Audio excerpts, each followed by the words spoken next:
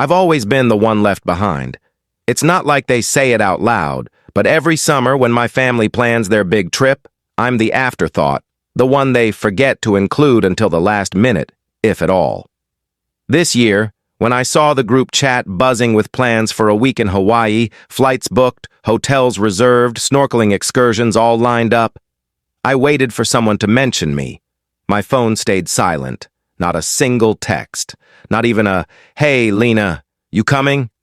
I sat there in my tiny apartment, staring at the screen, my chest tightening like someone was squeezing my heart with both hands. I'm 28 years old, and my own family still treats me like I don't exist. It's been like this since I was a kid. Growing up, I was the quiet one, the middle child sandwiched between my older brother, Ethan, the golden boy who could do no wrong, and my younger sister, Mia, the baby of the family who got all the attention. My parents, God, I love them, but they've always been so wrapped up in Ethan's sports trophies or Mia's dance recitals that I just faded into the background. I'd sit at the dinner table trying to tell them about my day, about the short story I wrote in English class that got an A, but their eyes would glaze over, or they'd interrupt to ask Ethan about his game or Mia about her costume fittings. I learned early on to stop trying, to stop expecting them to see me. This trip, though, this one hurt different. Maybe because I'd been working so hard to prove myself, to show them I'm not invisible. I've been grinding at my job as a graphic designer, pulling late nights to build my freelance portfolio, saving every penny I could. I thought maybe this year they'd notice. Maybe they'd say, "Lena, we want you with us. You deserve this." But no. The group chat was all, "Can't wait for the luau," and "Mia, you're gonna love the volcano tour." Not one word about me. I scrolled through the messages, my throat burning, tears blurring the screen. I kept thinking, why don't they want me there? What did I do wrong? I sat on my couch that night, a cheap thrift store find that creaks every time I move, and I let myself cry. Not the quiet, hold-it-in tears I usually do, but the ugly kind, where your whole body shakes and you can't catch your breath. I felt so small, so unimportant, like I could disappear and no one would even notice. I thought about calling my mom, asking why they didn't invite me, but I already knew what she'd say. "Oh, Lena, we just assumed you were busy with work." That's their go-to excuse, like my life is so full I couldn't possibly want to be included. The truth is, I would have dropped everything to go with them, to feel like part of the family for once. But then, something shifted. I don't know if it was the crying or the way my cat, Mochi, curled up next to me, purring like she knew I needed her, but I got angry. Not the loud, yelling kind of angry, but the quiet, burning kind that sits in your bones and makes you want to do something. I wiped my face, grabbed my laptop, and started searching for flights. Not to Hawaii. I wasn't going to chase them, beg for a seat at their table. Number I was done waiting for them to see me. I typed paradise destinations into the search bar, my fingers shaking with this weird mix of rage and excitement. That's when I saw it. The Maldives. Crystal clear water, overwater bungalows, the kind of place that looks like it was painted by someone's wildest imagination. It was perfect. It was far. And it was mine. I didn't think twice. I opened my savings account. $4,237, every cent I'd scraped together from late-night freelance gigs and skipping takeout for months. I found a first-class flight leaving in 3 days. One way. I didn't care about the return yet. The price made my stomach lurch. $3,800, almost all I had. But I clicked book before I could talk myself out of it. I was choosing myself. For the first time in my life, I was saying, "Lena, you deserve this. You deserve to be seen, even if it's just by you." The next few days were a blur. I packed a carry-on with my favorite sundresses, a swimsuit I'd never had the courage to wear, and a journal I'd bought years ago but never used. I didn't tell anyone I was going, not my parents, not Ethan, not Mia. I didn't even post about it on social media, which is so unlike me. I'm usually the one sharing every little moment, hoping someone will care. But this was mine, my secret, my rebellion. At the airport, I felt like a different person. Walking through the terminal, my sneakers squeaking on the polished floor, I kept expecting to feel guilty or scared, like I was doing something wrong. But I didn't. I felt free. When I got to the first-class lounge, I almost laughed out loud. Me, Lena Harper, sitting in a plush leather chair, sipping sparkling water with a slice of cucumber in it, surrounded by people in fancy suits who probably flew like this all the time. The attendant called my name for boarding, and I walked onto the plane like I belonged there. The seat was huge, with a little screen that popped out and a menu for meals I couldn't pronounce. I kept waiting for someone to tap me on the shoulder and say, "Sorry, ma'am, this isn't for you," but no one did. The flight was 20 hours with a layover in Dubai. I spent most of it staring out the window, watching the clouds shift and the sky change colors. I wrote in my journal for the first time, just random thoughts at first. How the plane food was actually good, how the flight attendant smiled at me like I was someone important. But then it turned into something else. I started writing about how I felt growing up, how I'd always tried to make myself smaller so I wouldn't bother anyone, how I'd spent years thinking if I was quiet enough, good enough, enough, they'd finally see me. Writing it down hurt, but it also felt like I was letting something go, like I was leaving that version of me behind, somewhere over the ocean. When I landed in Malé, the capital of the Maldives, the air hit me like a warm hug. It was humid, salty, alive. I took a seaplane to the resort, a tiny plane that buzzed over the bluest water I'd ever seen. I couldn't stop staring. The islands looked like emeralds dropped into the ocean, surrounded by rings of turquoise and white. My bungalow was over the water, with a glass floor so I could see fish swimming underneath. I stood there, barefoot, my suitcase still zipped, and I started crying again. Not the sad kind this time, but the kind where you're so overwhelmed by beauty you don't know what else to do. That first night, I sat on my private deck, my feet dangling over the edge, the water lapping softly below. I'd turned my phone off airplane mode and the notifications started pouring in. Texts from my mom. "Lena, where are you?" Mia said, "You haven't posted anything." A voicemail from Ethan.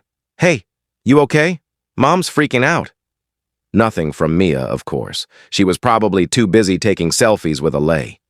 I didn't respond. I just sat there listening to the waves, feeling the warm wood under my palms. And I realized I didn't owe them an explanation. Not yet. The next few days were like a dream I didn't want to wake up from. I swam in the lagoon, the water so clear I could see every detail of the coral below. I kayaked to a tiny sandbar in the middle of nowhere and just lay there, letting the sun soak into my skin. I ate fresh mango and drank coconut water straight from the shell. I talked to strangers, a couple from Australia who invited me to join them for dinner, a solo traveler from Japan who taught me how to say paradise in Japanese, tengoku. I felt like I was discovering who I could be when I wasn't trying to fit into someone else's idea of me. But it wasn't all perfect. There were moments when the loneliness crept in, sharp and sudden. One night I was sitting at the resort's open-air restaurant watching the sunset turn the sky pink and gold, and I saw a family at another table, a mom, a dad, 2 kids, laughing over plates of fish curry. They looked so happy, so together. I felt this ache in my chest like a bruise I'd forgotten was there. I wondered what my family was doing in Hawaii. Were they laughing like that? Did they even notice I wasn't there? I pushed the thought away, but it lingered, like a song stuck in my head. I started writing in my journal again late at night when the resort was quiet except for the hum of the ocean. I wrote about the family at the restaurant, about how I wanted to be part of something like that but didn't know how. I wrote about my parents, how I love them but resent them too. How I wish I could tell them how much it hurts to be invisible. I wrote about Ethan and Mia, how I envied their ease, their confidence, the way they never seemed to doubt they belonged. I wrote until my hand cramped, until the words blurred together, and I realized I wasn't just writing to myself anymore. I was writing to them. On the 5th day, I did something crazy. I rented a private boat and went snorkeling in a reef so far from the resort, it felt like another world. The guide, a local guy named Ismail, was patient and kind, pointing out parrotfish and sea turtles. I floated there, weightless, watching the underwater world move in slow motion, and I felt something I hadn't felt in years. Peace. Not the kind that comes from everything being perfect, but the kind that comes from knowing you're exactly where you're supposed to be. I didn't need my family to validate me. I didn't need their invitation to feel like I belonged. I was enough, right there, in that moment, with the fish and the coral and the endless blue. When I got back to the bungalow, I turned my phone on again. More texts, more voicemails. My mom sounded worried now. "Lena, please call us. We didn't know you wanted to come." Ethan's message was softer. "Hey, I'm sorry if we messed up. Where are you? Let's talk." Even Mia sent a text. "Okay, you're freaking everyone out. Where are you?" I stared at the messages, my thumb hovering over the reply button. Part of me wanted to call them, to yell, to tell them how much they'd hurt me. But another part of me, the part that had just spent 5 days choosing herself, didn't want to give them that power yet. Instead, I opened my journal and wrote a letter. Not to send, not yet, but to get it all out. I wrote about how I've felt invisible my whole life. How I've spent years trying to be the perfect daughter, the perfect sister, just to feel like I matter. How I booked this trip not to spite them, but to prove to myself that I could. That I didn't need their permission to live my life. I wrote until the sun came up, the sky turning soft pink over the water, and when I was done, I felt lighter. Like I'd finally said the things I'd been carrying for too long. On my last day, I decided to do something I'd been too scared to try. Scuba diving. I'd always been afraid of deep water, of the unknown beneath the surface.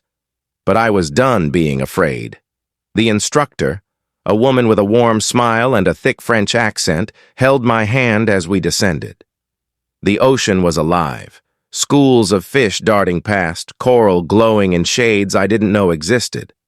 I saw a manta ray, its wings gliding like it was flying through the water. I felt small, but not in the way I used to. Not insignificant. Small in the way you feel when you're part of something so much bigger than yourself. I realized then that the world is so vast, so full of beauty, and I'd spent so long waiting for someone to invite me to see it. When I got back to the resort, I finally called my mom. I didn't plan what I was going to say. I just dialed. She picked up on the first ring, her voice shaky. "Lena? Oh my God, where are you? Are you okay?" I took a deep breath and told her everything. Not just about the trip, but about how I've felt for years. How I've always been the one left out, the one they forget. I told her about the Maldives, about the water and the fish, and the way I felt like I was finally living for me. She was quiet for a long time, and then she started crying. She said she didn't realize, that they never meant to make me feel that way. I don't know if I believe her, not completely, but it felt good to say it. To be heard. Ethan called me later that day. He apologized, really apologized, not the half-hearted kind he usually does. He said he'd been so caught up in his own life, his job, his new fiancée, that he didn't think about how I was feeling. He asked if we could start over, maybe take a trip together, just the two of us. I told him I'd think about it. Mia texted again, a longer message this time, saying she was jealous of my trip and wanted to hear all about it. I didn't reply right away. I wasn't ready to let them back in, not fully. When I got home, my apartment felt different. Smaller, maybe, but also more mine. Mochi greeted me with a grumpy meow, like she was mad I'd left her with my neighbor for a week. I unpacked slowly, hanging up my sundresses, setting my journal on the coffee table. I kept thinking about that manta ray, about how it moved through the water without needing anyone's approval. I want to be like that. Not invisible, not loud, just me. I'm still figuring out what comes next. I know things won't magically change with my family. They might forget me again, might plan another trip without thinking to ask. But I'm not waiting anymore. I'm not shrinking myself to fit into their world. I've seen what it feels like to choose myself, to stand in the middle of paradise and know I belong there. And that's enough. For now, for always, that's enough. So, if you're listening to this, and you've ever felt like you're not seen, like you're not enough, I want you to hear me. You don't need anyone's permission to live your life. Book the ticket. Take the leap. Choose yourself. Because the world is waiting, and it's so much bigger than you've been told.